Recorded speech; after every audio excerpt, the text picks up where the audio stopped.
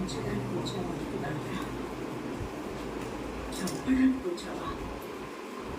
నా చావు వల్లి నీ ద్వేషం పోయి నువ్వు తిరిగి మామూలు వాడి అవుతావు అనుకుంటే నువ్వు నన్ను చంపి మళ్ళీ హంతకుడు అవ్వద్దురా.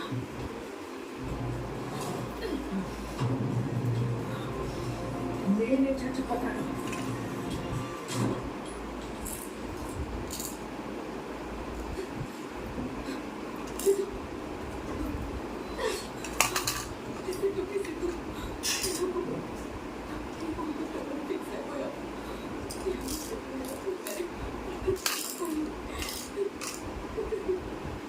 నా ప్రాబ్లం ఏంటంటే నేను మళ్ళీ పెళ్లి చేసుకున్నానని నా కొడుకు నేను మాట్లాడినా కనిపించినా చచ్చిపోతాను అన్నాడు.